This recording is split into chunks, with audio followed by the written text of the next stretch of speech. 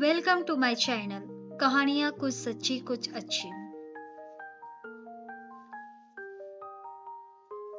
मेरे रक्षक भ्राता सुभाष को बचपन से ही मेरे देश से बहुत प्रेम था और उन्होंने अपनी पूरी जिंदगी देश को समर्पित कर दी थी। धर्मभ्राता सुभाष ने अपनी प्रारंभिक पढ़ाई कटक के रेवेनशाह कॉलेजिएट स्कूल से की थी। इसके बाद कलकत्ता के प्रेसिडेंसी कॉलेज और स्कॉटिश चर्च कॉलेज से की थी। बनी घोष के स्वर्ग सिधारने के बाद प्रेसिडेंसी कॉलेज में मुझे भी अध्ययन करने का अवसर मिला था। रक्षक भ्राता सुभाष ने हाई स्कूल की परीक्षा में जी तोड़ मेहनत की और सारे विश्वविद्यालय में दूसरा स्थान लेकर प्रथम श्रेणी में पास हुए। इस परीक्षा में पहला स्थान रामनाथ सरकार नाम के एक छात्र का आया। उसके सुभाष से केवल 2 ही अंक अधिक थे। बेटे की सफलता से हर पिता हमेशा प्रसन्न नहीं होता है। अपने पुत्र द्वारा हाई स्कूल की परीक्षा इतने अच्छे अंकों द्वारा पास किए जाने पर सुभाष के माता पिता बहुत प्रसन्न हुए। पिता जानकीनाथ बोस को सुभाष से इतनी उम्मीद नहीं थी कि वह हाई स्कूल में इतने अच्छे नंबर लाएगा। इसका कारण यह था कि सुभाष उन दिनों बहुत उदास और गुमसुम रहने लगे थे। मन की शांति पाने के लिए वे कभी साधु सन्यासियों की ओर, कभी देश के क्रांतिकारियों की ओर भटकते थे।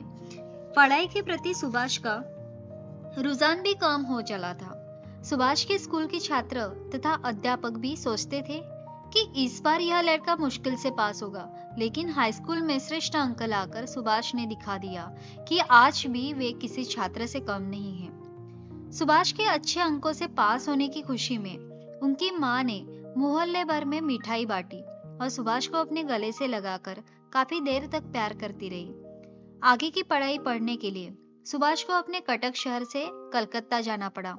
जानकीनाथ बोस ने उसका दाखिला कलकत्ता के प्रेसिडेंसी कॉलेज में कराया। बेटे को कलकत्ता भेजते समय माता प्रभावती देवी को दुख तो हुआ, लेकिन सुभाष के उज्जवल भविष्य के लिए उन्होंने जानकीनाथ का यह फैसला हंसते हंसते मंजूर कर लिया। सुभाष को विदाई देते समय प्रभावती देवी को वे दिन याद आने लगे जब वे अपने सास ससुर के घर को छोड़कर कटक शहर आई थी। माँ से विदा लेते समय सुभाष ने कहा, मैं कोई विदेश में थोड़े ही जा रहा हूँ माँ। कलकत्ता यहाँ से अधिक दूर भी नहीं है। गर्मियों की छुट्टी में मैं आप सबसे मिलने आ जाया करूंगा। बेटे की ऐसी बातें सुनकर माँ ने उसे अपना आशीर्वाद दिया तथा खाने पीने को बहुत सारा सामान सुभाष के बक्से में रख दिया।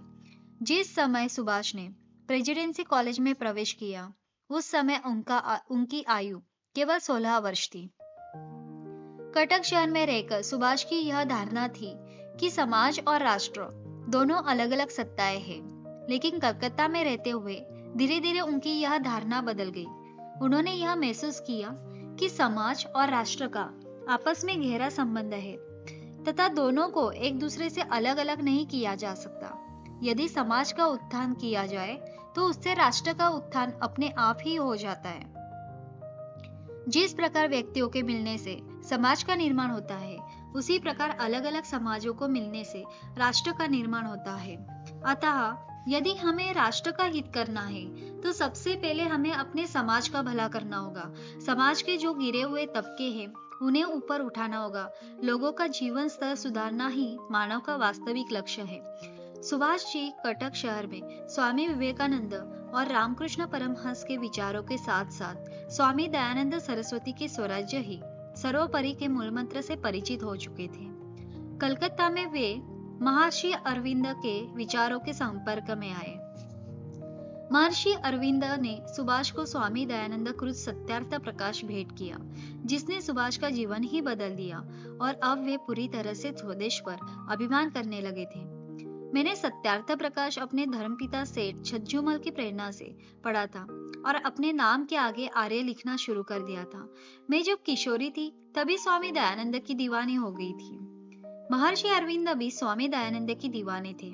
उन्होंने स्वामी दयानंद के दर्शन का गहरा अध्ययन किया था और उसी के बल पर एक महान योगी और सफल वक्ता बने।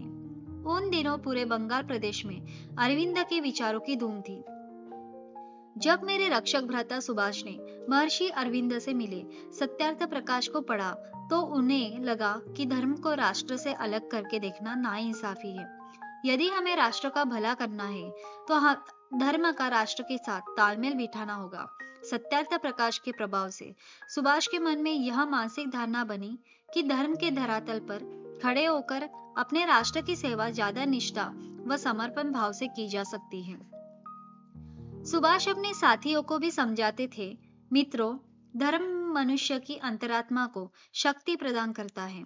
यदि हमें राष्ट्र सेवा के जोखिम भरे रास्ते पर कदम बढ़ाना है तो धर्म से ही हमको हर चुनौती का मुकाबला करने की ताकत मिलेगी। धर्म एक ऐसी शक्ति है जिसके बल पर हम कठिन से कठिन परीक्षा में भी उत्तीर्ण हो सकते हैं और हर संकट को झेलते हुए अपनी स्वतंत्रता को प्राप्त कर सकते हैं। जिस व्यक्ति का जन्म समाज एवं देश के लिए कुछ करने के लिए होता है, उसके जीवन की विशेषता होती है कि वह बचपन में ही किसी न किसी संगठन का अवश्य निर्माण करता है। सुभाष ने भी एक दल बनाया था। इस दल का नाम था सुभाष दल।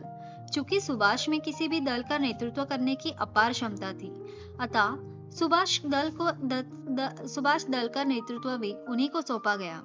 दल के उद्देश्य के बारे में सुभाष ने हमें बताया, हमारे दल का कार्य होगा समाज की सेवा करना तथा अपने राष्ट्र के हित के लिए बड़े से बड़ा त्याग करने से भी न हिचकिचाना। दल के सदस्यों को आध्यात्मिक और राष्ट्रीय साहित्य का अध्ययन करवाकर राष्ट्र के प्रति उनकी निष्ठा व विचारधारा को मजबूत बनाया जाएगा। दल के सदस्यों का एक काम दल की सदस्य संख्या बढ़ाना भी होगा। और हमारे दल का कार्यक्षेत्र कहाँ होगा भ्राताश्री सुभाष? एक दिन मैंने धर्मभ्राता सुभाष से प्रश्न किया था। सुभाष बताने लगे, हमारे दल का कार्य क्षेत्र पूरे देश में कहीं भी हो सकता है। भारतवर्ष का जो इलाका अभावग्रस्त तथा संकटग्रस्त होगा, वहां जाकर हम सभी लोग संकटग्रस्त लोगों को आपदा और मुसीबतों से बचाने का प्रयास करेंगे।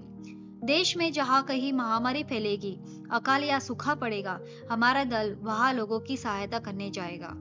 बसंत भैया ने पूछा, लेकिन इस प्रकार के सहायता कार्यों के लिए दल के पास धन कहाँ से आएगा? मेरा मतलब, धन के बिना किसी दूसरों की सहायता की जा सकती है। तुमने अच्छा प्रश्न किया बसंत, सुभाष ने बताया। सर्वप्रथम हम अपने ही तन, मन और धन से लोगों की सहायता करने का प्रयत्न करेंगे। हम में से जिन छात्रों को छात्रवृत्ति मिलती है, वे अपनी छात्रवृत्ति का कुछ अंश स्वेच्छा से दल को दान करेंगे। इसके अलावा जरूरत पड़ने पर अन्य छात्रों से, समाज के बाकी लोगों से भी चंदे के रूप में धन इकट्ठा किया जा सकता है। हाँ, यह बात ठीक है। इस बार बसंत और मेरे होठों पर मुस्कान थी। कुछ ही दिनों बाद सुभाष राष्ट्र सेवी दल ने जन सेवा का कार्य करने का प्रारंभ कर दिए। कलकत्ता शहर में दल के सदस्य जहाँ कहीं किसी व्यक्ति को या उसके परिवार को मुसीबत में फंसा देखते तो सब प्रकार से उसकी सहायता करते। बीमार रोगियों के पास जाकर फल वितरित करना, उनकी औषधि का इंतजाम करना तथा रोगियों से स्नेहपूर्वक वार्तालाप करके उनको सांत्वना दिलाना सुभाष दल के मुख्य कार्य थे।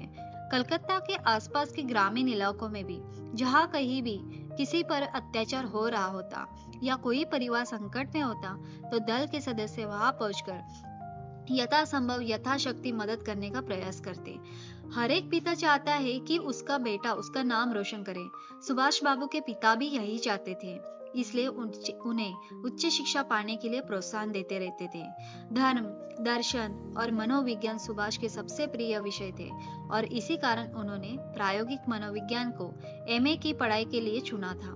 चूंकि सुभाष जी स्वच्छंद प्रकृति के व्यक्ति थे, इसलिए उनके पिता को हमेशा इस बात का डर लगा रहता था कि उनका पुत्र कहीं सशस्त्र क्रांतिकारी दल का सदस्य न बन जाए। वैसे भी सुभाष को हर समय राष्ट्र सेवा की धुन सवार रहती थी।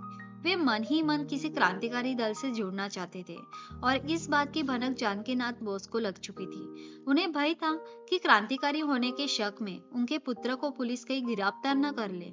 वैसे भी शहर की पुलिस उन दिनों क्रांतिकारियों के पीछे लगी रहती थी तथा किसी भी क्रांतिकारी के पकड़े जाने पर अंग्रेज पुलिस अफसर उसे कड़ी यातना देते थे। उनके पिता चाहते थे कि सुभाष उच्च अधिकारी बनकर देश की सेवा करे, लेकिन वे उन्हें किसी भी कीमत पर स्वतंत्रता सेनानी या क्रांतिकारी बनते हुए देखना नहीं चाहते थे। एक दिन अपने मन की समस्या जानकीनाथ ने अपनी धर्म पत्नी को बताई। सुभाष को हर समय देश की आजादी की फिक्र लगी रहती है। मुझे तो डर लगता है कि यह कई क्रांतिकारी ना बन जाए।